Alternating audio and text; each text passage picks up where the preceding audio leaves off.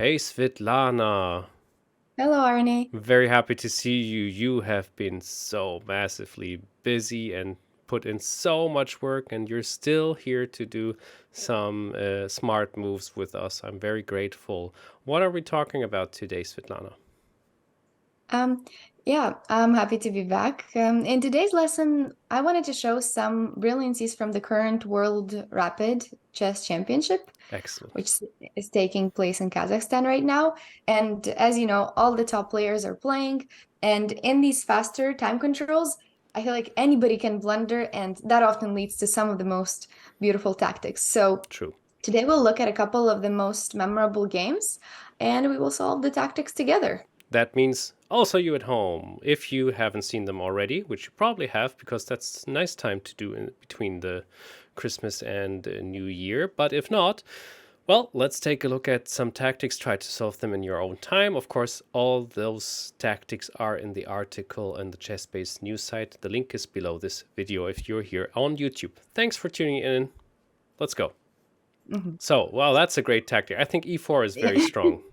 Yeah, I wanted to start from the beginning. All This right, first okay. game, it's Dubov against Sarin, and it was very Mm, quick, so that's why it will only take a few minutes to get through it. okay. And that was the very famous one. It's impossible not to mention it.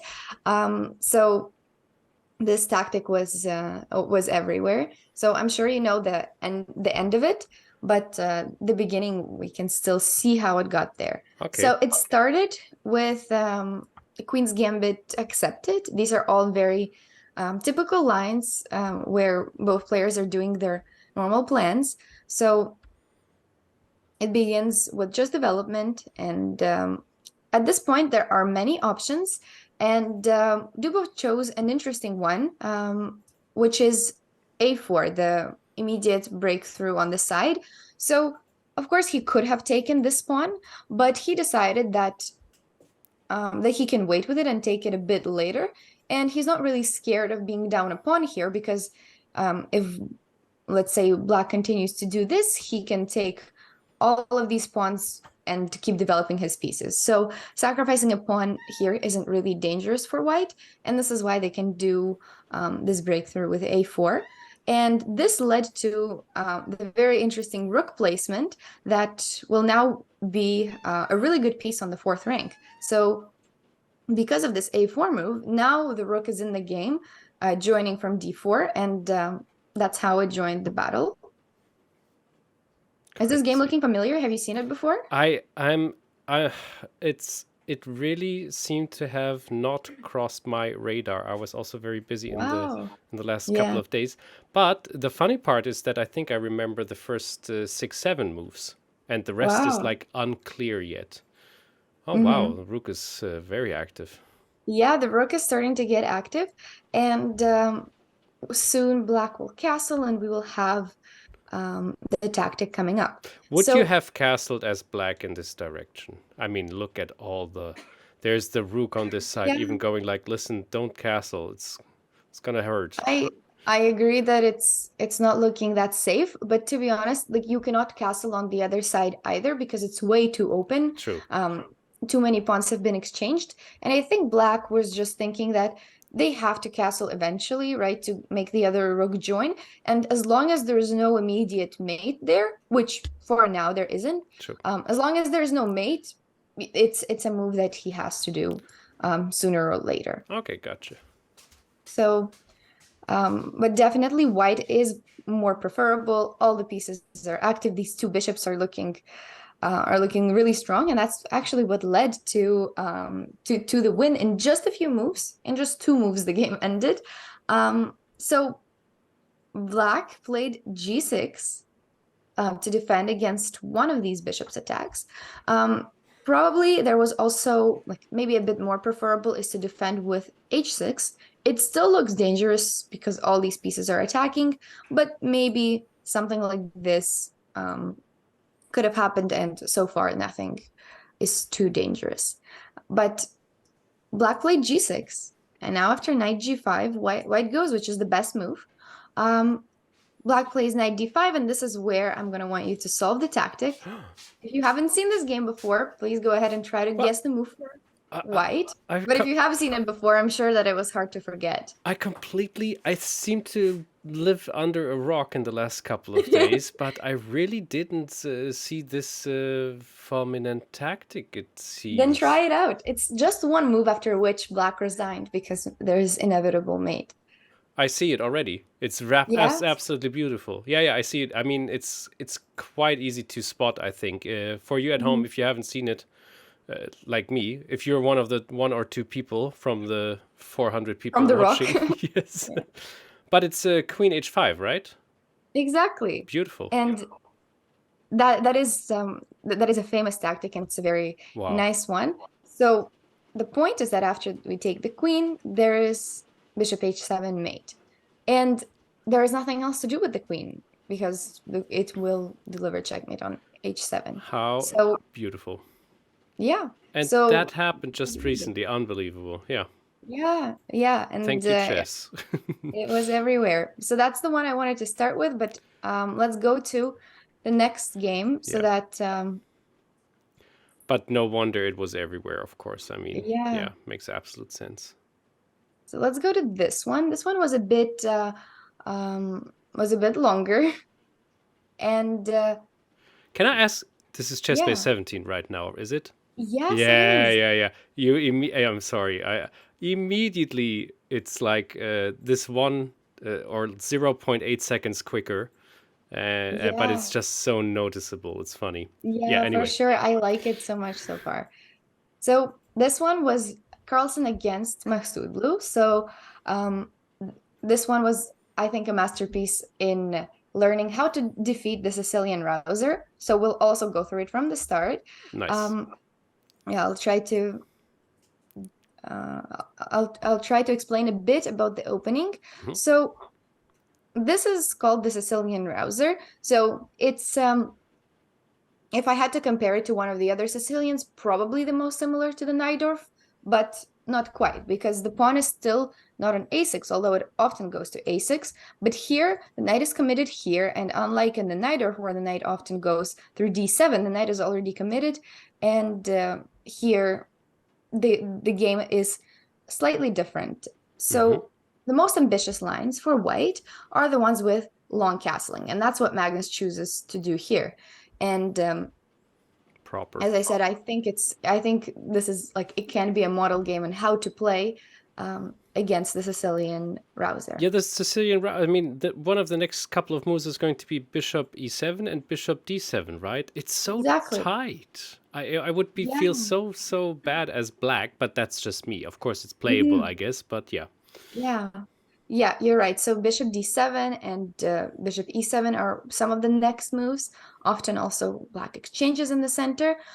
So what do you think are the usual plans in these positions? You said that you feel a bit like cramped up as black. yeah. Well, you have to castle, of course. Then you have to maybe push the B and A pawn. That's like something I learned from the other show I have now, our new show, The Monthly Dragon, with Uh-huh. Chris Ward, who's the dragon master, the dragon tamer, Wow.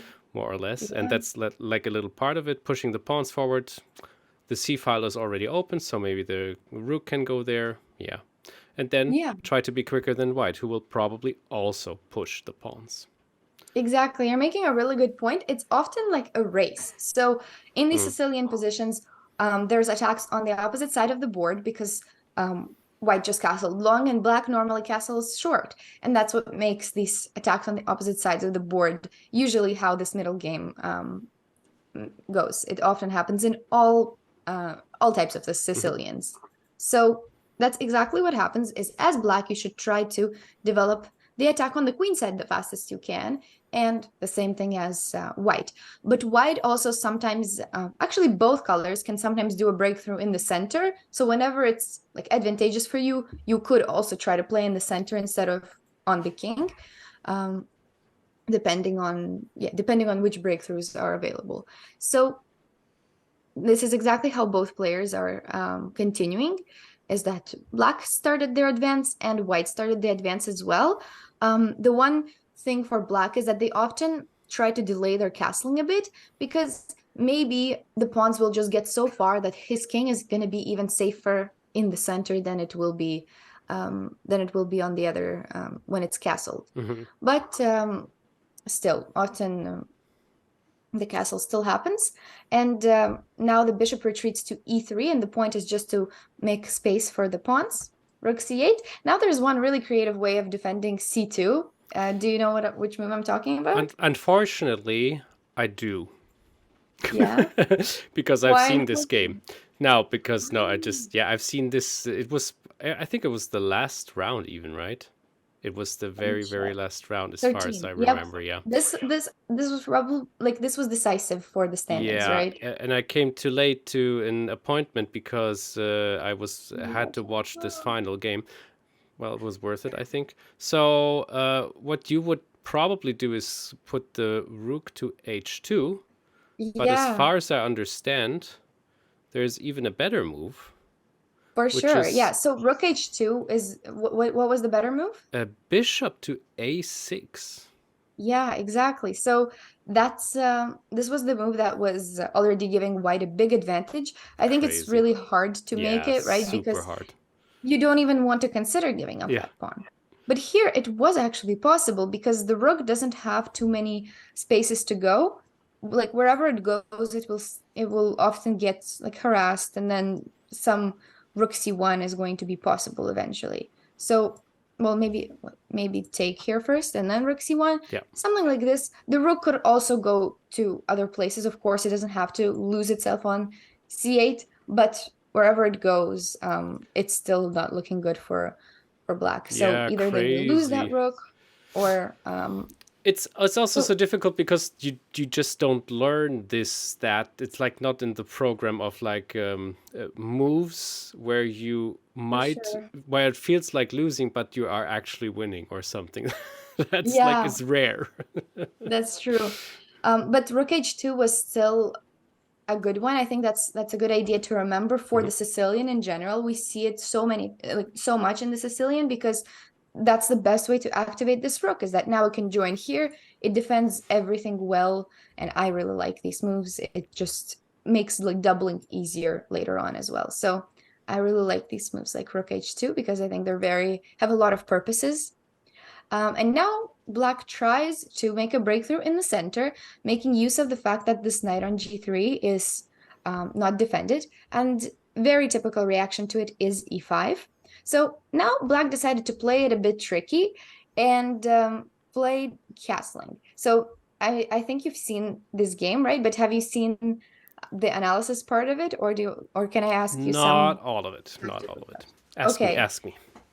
So black castle, right? And that is giving up the knight on f6. So my question is, what was the idea behind the sacrifice? What's going to happen if white captures on f6? Right. So yeah, if the bishop takes back, the queen is in a quite unlucky spot. I'm not sure if you.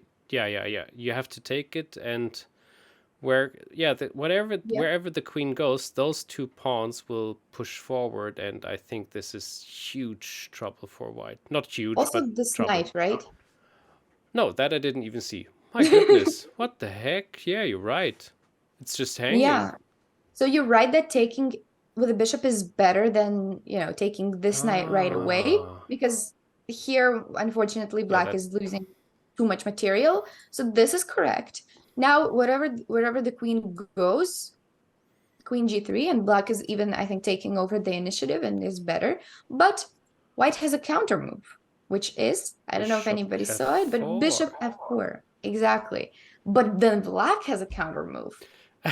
e5. Which is e5. Exactly. Both queens are under attack, but none of them get taken, and instead they keep counterattacking. So this didn't happen, but that was I think one of the highlight variations.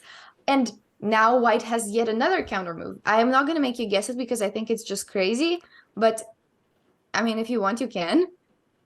But white I just thought like white doesn't have a counter move anymore, because like a queen taking on d5 wouldn't work because it takes f4, and if we take on d7, then we lose too many pieces, of course. For sure.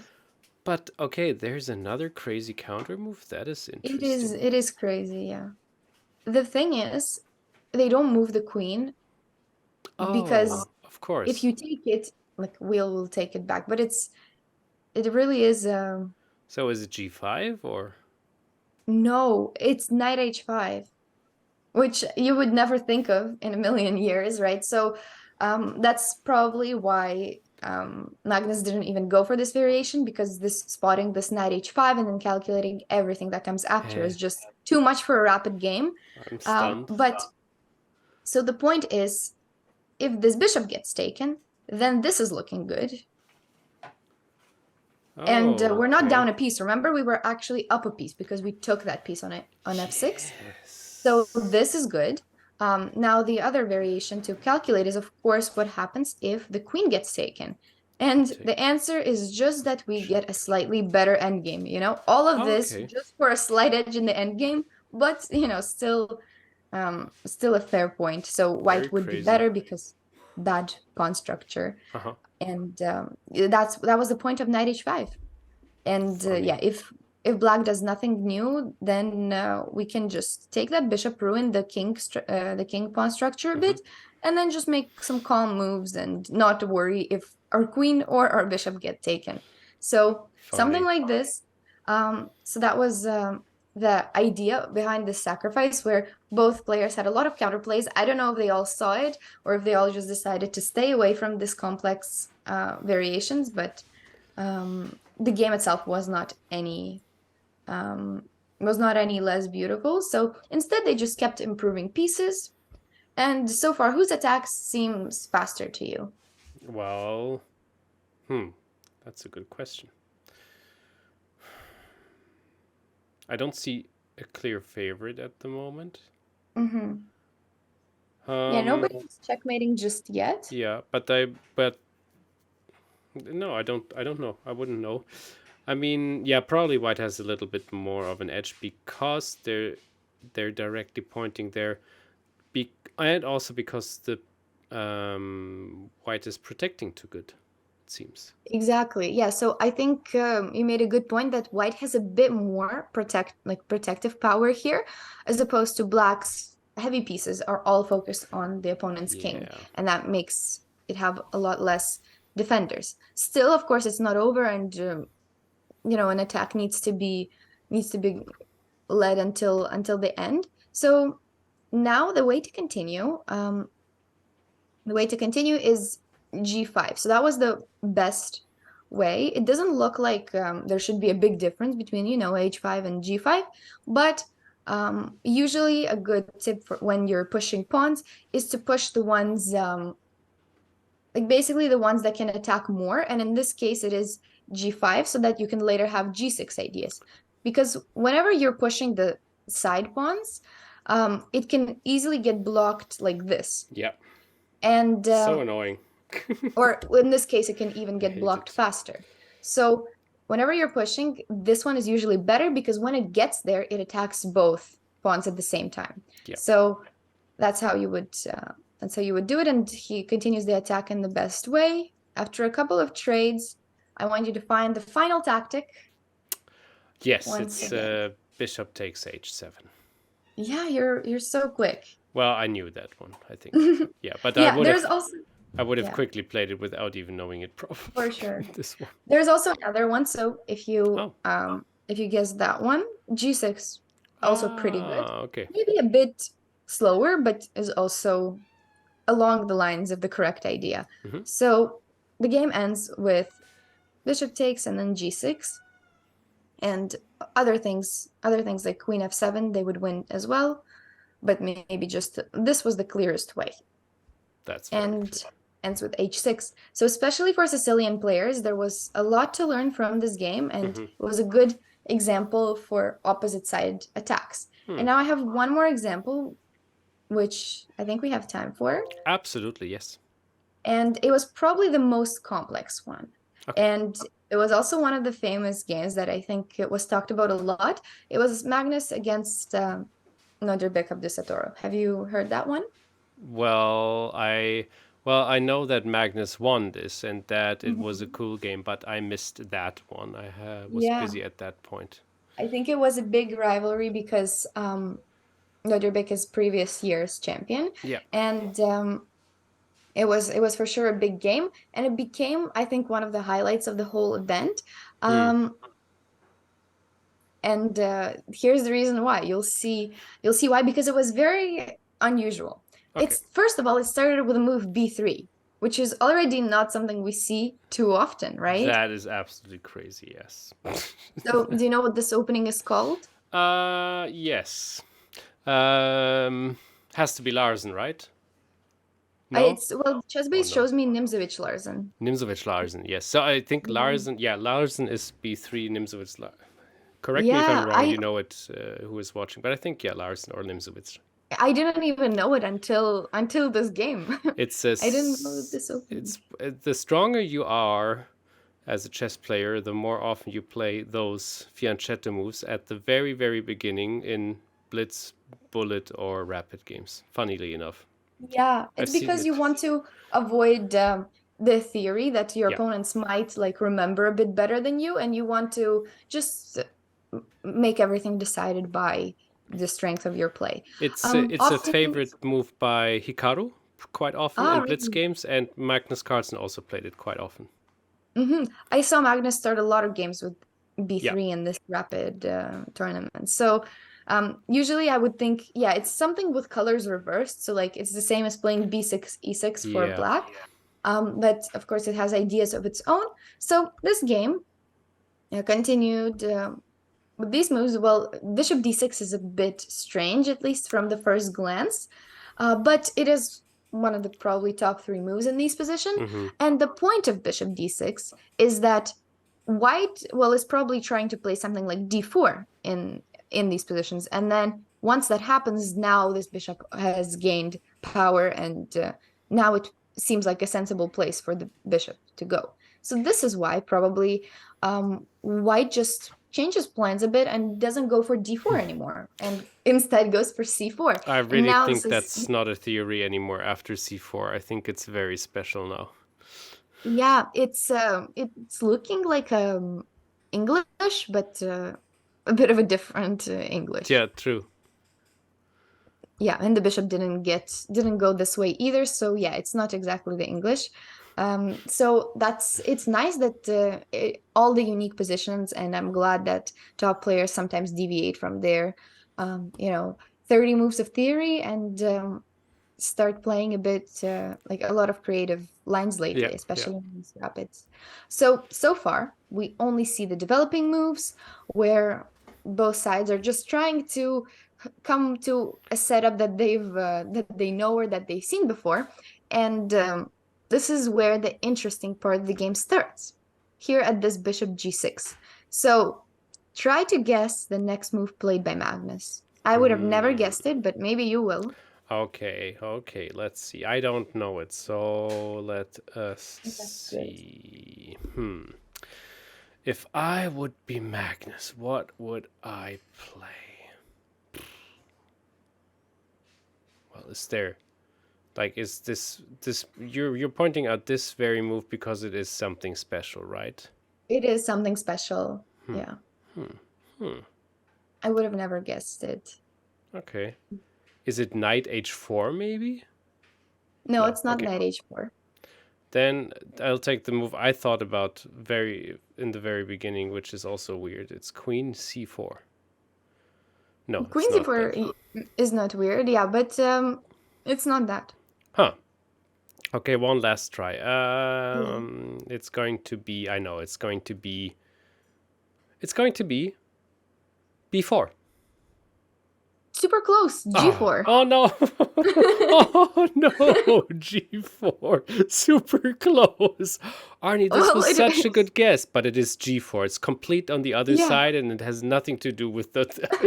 but it's close. That's Okay, what you can say, that you were just mixing up the well, squares. G4 is insane. Yeah, I agree. And when you see it, it looks crazy, but we'll see the rest of the game as to how it actually unfolded. So this leads to very unclear play. It's definitely not, the absolute best move, yeah. but I think it's rapid, and it still doesn't ruin the position at all. So now for black, it was best to just play a4 and continue their plans on the on the queen side. That's what was supposed to be Black's main idea. Uh-huh. But I think it was a bit hard for Abdusattorov to concentrate on the queen side when the opponent has just played g4. True. So he kind of forgot about his this plan on this side a bit, and he just decided to play it safe in the center so far and see what white actually wants to do. Now, king h1 is the next move, and you can probably How see funny. why this move was played is that now the king is hiding here in the corner. And here's the thing. Some commentators have noticed a similarity between this game and another very famous game. And I want to point out that other game, if you don't mind. Please do so. And that game was Fischer against Andersson. And that was played in 1970, but just look at it at the similarity. Yeah, it looks familiar. Yeah. Okay, c4 seems to be still very much in the book. I was wrong, but I never play b3. And now he plays King h1. And rook g1. Ah, it's a bit more of an obvious preparation to push forward g4. Yeah. While Magnus was just like, oh, well, I don't need this prep. I can push him. Yeah, and then it went on to be a beautiful game with a very nice attack from white. Okay. And this knight f5 sacrifice. And yeah, so wow. We can still attach it for people to take a look. I didn't really analyze it. That would be great, yes. The similarity was just, it was a really big similarity, I would say. So actually, I think that Magnus remembered this game. Mm-hmm. I feel like he remembered this, or maybe, maybe he was doing his preparation with b3, right? He was preparing for this rapid tournament. Maybe like b3 was like his strategy, his prep. And while he was preparing b3, he probably saw that game. Because I feel like in order to play a move like g4, like, of course, he could have come up with it, but I feel like somewhere in his head, he remembered that Fischer game. At least that's so cool. my guess. I hope it was exactly like you're saying. I wish we could ask him. Maybe somebody already did. Yeah, I didn't look at the interviews. If somebody can confirm for you, write it in the comments, please. It would be very interesting to know. Yeah, so now, what happens on the queen g4? Mm-hmm. So, yeah, well, the rook goes to g1. It has to, no? There's even more forcing. Well, so, okay, then there's, of course, knight taking on e5, right? Exactly, knight e5, and we can even, we can try to win material even more here with bishop g4. Mm-hmm. So that's one of the nice tactics here. And instead of trapping the queen, we're just going to win. There it is, queen c4, as I said earlier. Exactly, queen c4, you saw ahead. So instead, Black plays rook a to d8. Now knight e4. So that's where the knight belongs here, and that's where it does a lot more. I find that all of these moves, I kind of I wanted to make us make it in the format of guess the move, but then the moves were so difficult that I don't even know how it's possible to guess them. So that's why I'm like, just showing a lot of the middle game because every move is has a lot behind it, but some of them are just developing. Now, although the position is equal, I feel like it's a bit hard for Black to find targets. Right? They have more space in the center, and they seemingly did nothing wrong, right? All the pieces are just well developed, and they did everything correctly. But I think it's a bit hard to find targets because everything is so well defended, while it's only this g4 move that's making White's next plan, right? If White didn't have this, I'm not sure what else they would be even doing in this position, right? So because of this g4, now there's and there we have the good old Fischer position now. Yeah, very similar. So how to continue the attack now? I'm not sure if pushing g5 is already good enough, because after f5, I think the attack might have faded a bit. g5 for sure, it's not what was played, but for sure needs to be considered. So it only works if you're if you find the next move after f5. Well, It's only what worth it could if you that be? play the next one. Is it G6? Exactly. Oh, So okay. that's the only way that G5 can can be Survive. justified.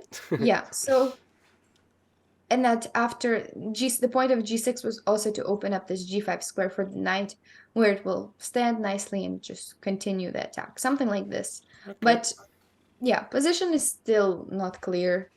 More towards equal. I think there's a move that maintains the attack a bit more. Hmm. Ah, how about Rook G3? Exactly, you're Ha! following Fischer's footsteps. That's what And he your did. footsteps. I call this still the Svitlana maneuver. One of your I just smartest like moves. I like rook lifts. I don't think I do them like that much in Yeah, my I know you games. don't, but in the in our shows we have some nice, beautiful Yeah. rook lifts. Yeah. I think my thing is knights on f5 and f4. Yes, you In mentioned every that. Yeah. single game, I think I have a knight on f5 or on f4. So, Signature moves, lots of yeah. them. Now Black finally decided to have some counterplay somewhere else because something needed to be done to distract from this attack. Yeah, that's So a legit. couple of moves. Black is now attacking a bit more here, but that doesn't stop White, and they just bring the next rook, which was the goal of rook g3, into the attack. Bishop d5, and try to guess the next step. Well, I think it's time to push G5 now. For sure. G5, and all the pieces were ready, Engage. so Yes. it really was time. I think rook h3 maybe looks a bit tempting sometimes to Yeah. And to there's attack a this, bit exactly, here. this line looks good. Yeah, but the problem is we're not threatening any checkmates yet. Like we would love for this file to be open and for the queen to attack, but so far there is nothing, and we can even get in trouble here if black's pieces on the queen side, if we give them a bit more time. So g5 is for sure the best move, and it's important to make the most forcing moves, the ones that don't leave the opponent really the time to develop anything of their own. And now what do you do after f5? Well, I would have played knight f6 immediately. And that's the best move. That's what Magnus didn't play, but Oh. immediately you notice the best move. Yeah. Okay. So he played back knight c3, so maybe didn't want to risk. Oh. But knight Ooh. f6 was the one. Looks very So you got risky, it so obviously. quickly. So Well, okay. yeah, yeah. And now I'm seeing why Magnus didn't play it, because I simply didn't see that there. Yeah, it's No very good. crazy, I think. Who It's knows? right. So takes, right? What do you do after queen c6? Do not swap the queens. I would love to sure. play bishop e takes e5, and that's Oh, that almost looks like a mate threat. but is it a mate threat? No, it is a mate threat for sure. Yeah. But maybe they'll take. Now I would take the queen, and then I would take the rook. But they'll And take like this. that's not good. That's true. Yeah. No, I cannot take the rook. Oh! I'm trying to take Oh it. no, it's not working. Stupid I'm here ChessBase putting the knight 17. there, and it's just This glitching, not working. Your program is bugged. Solve that's this. funny. Yeah. Oh Yeah. gosh. Okay, terrible. Good. That wasn't a good idea I had. No, it's not No, working. but that's funny because I also didn't notice. I forgot about it. Yeah, this is probably also a reason why Magnus didn't, because this the knight move opens. Well, he played the knight back. But this is so Right. dangerous. This knight there. This Yeah, pin. when I saw this, I really was not liking Yeah. this for black. But there's this really mind-blowing idea of queen b1, which happens to be the best move. And Oh, it's come just on. because we avoid the queen trade. That's the whole point. Just What avoiding the the queen trade game. and keeping Yeah. the queen here. So this didn't happen, though. He didn't play knight f6, but this could have happened, and I think it would have been really nice. And now after e4, so what we're doing is we're not trying to win the piece back, but we are just making bigger threats. And we only sacrificed a piece, but if you think about it, if we put all of our money on this attack here on the king side, then these two knights don't really like aren't really gonna matter. They're not participating yet, and that's a point in a lot of the attacks is that it doesn't feel like you're a piece down when some of the opponent's pieces are on the other side of the board. And after knight e5, this could have been, already winning advantage for white. And why is that actually? So we take back with the rook, we take back with the bishop, do we? Or do we play I would just maybe play f4? Yeah. Oh, that is the trick. Yeah, that is very nice. Yeah. If the Something queen like takes this. f4, then we push the rook to g5 or something. Yeah, there's a lot of options actually. Yeah, The more there's I a look lot at of it. Yeah. Yeah, for sure. So that's exactly why white would be winning. This bishop is just really strong. And that's what knight f6 does in the long run, is open up that diagonal. But that's, once again, it was way too complicated. I think queen b1 was kind of the tough decision to make, just retreat the queen. But yeah, believing in the attack could have led to the end. But instead, he played knight c3, which kind of slows down a bit, just because the knight hasn't joined, but still.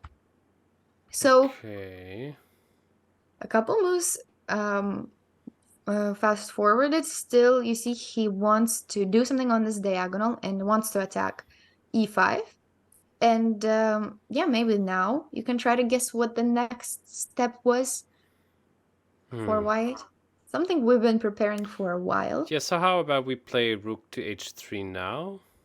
That doesn't Rook help. h3 now, yeah, I don't like it because doesn't help. Because of this. Yeah, like, but yeah, black just takes on e4. So simple. Yeah. Terrible. No, it was a bad idea. So how about we? Oh, that doesn't work either. Whoops, I'm not sure. I would have to think a bit longer. What is the right move? I mean, I would take on f5 maybe, or play g6. Yeah, my mouse gave it away. So that's something we've been preparing for a while, and it's important and it serves a lot of purposes. So not only do we try to open up the king's defenses, but we also, one of the important purposes was that we free up the g5 square for our knight. So cool. Yes, of course. And even if h6 is played, it doesn't matter because the knight can still go to g5. So nice. Yeah, and opening up also doesn't make sense because then like some mate is just going to happen there, right? Exactly, yeah. And like should be impossible to stop. But look at this, there is a triple fork. Holy moly. So that was a sacrifice from white. So what to do? How to react on this triple fork? So what do we do if we give a check on f7? That's what Magnus played. Oh. That's second best. Yeah. There's something that like wins even more clearly according to the engine.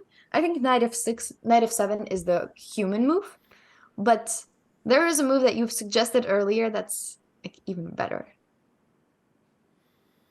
You suggested it way at the start. Oh, did I? Yeah. So what was that move then?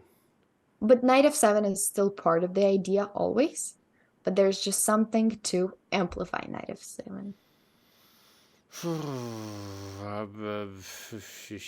I cannot find it right now. Well, no, I don't know. The reason why it's hard is because it's a calm move. It's queen c4. Oh.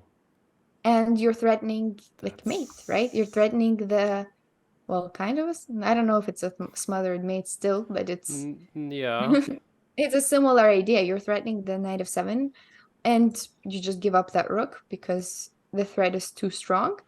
And if the f7 square gets defended, you get another one, which is on g8, and that's why this queen is right here. Much harder to defend out of a sudden. Well, you cannot really defend it unless you give up like more pieces. Yes. So that was the more clearly winning move, but I understand knight f7. That's what he played, and he won a couple of moves later anyways. So takes. That was what I calculated. Yeah. Takes. And what was your... sorry. Yeah, takes must be a queen, yeah. What was your conclusion at the end of this? Difficult. But if you're Magnus, you probably like it. But I would hate it. Exactly. I would hate it as white. Yeah, because you tried for this attack for so long and now it's suddenly gone and you're just Yeah. having like only a rook for And it's this, still of course white is better. yeah, but It's a this rook. bishop pair is just so unpleasant to play against now. So you would have I to, agree with you. but I think the trick might be that you can try to quickly swap it off. Yeah, yeah, white will win. I think now I see it. Hmm. Yeah, that's helpful. Yes, that's always Black, frustrating, right? yeah, yeah. When your attack like converts into like a really small advantage that you have to convert for the And it next while. you see it so often, or at least I see it so often in the super tournaments with the super players when you see this amazing Mhm. attack, and then there's one pawn more after all. Yeah, it's because they don't blunder that badly, right? Yeah, They're not gonna blunder a mate. They're not going to blunder like yeah. a queen. They're just going, if they're going to miss something, it's going to be The like it's worst, not the going to be best that of the deep. worst, kind of. Exactly, Yeah. yeah. So that's why. It happens also a lot in my games whenever I can't convert an attack, but I think that happens to everyone. Yes, it does. It does. So black also didn't play the most precise way, and the game ended pretty quickly because white's bishop actually got to live here on this long diagonal like it wanted and try to guess the final move of the game. It also ended really nicely Rook instead. takes g7. Exactly. And That'll that was do. the final move, and white wins because even if the opponent captures, you'll take back with the rook Hmm. and make a discover check the next move and win Yeah. a rook or a bishop. And Win something black big. can, of course, not give a check on e4 either, because you just pull your rook back to block and checkmate at the same time. No, you That cannot is a nice checkmate, point. but yeah, but you just win a Basically, piece. yeah, exactly. So Yeah. that's that was also a nice finish to it. So that was my selected best games from the World Rapid, Nice. which That was fun. hopefully some people at least some of these were new, but For me, definitely, I enjoyed this. Yes, and yeah, and there's a lot of people. So it was a very good choice you just made, because there's a lot of people who were somewhere else in the holidays too, or probably mhm. couldn't follow all the games because there were a lot of games. So very nice picks. Thank you, Svitlana. Well, guys, that was it. 2022 is almost over. We wish you a really, really good start to 2023. We will continue with smart moves, of course, and we're looking forward to see you in the next year. Thank you so much for always commenting and being so nice to us and enjoying the show. We're really happy about this. Yeah, and we will just continue and make everybody happy. Happy holidays. Bye-bye. Bye bye.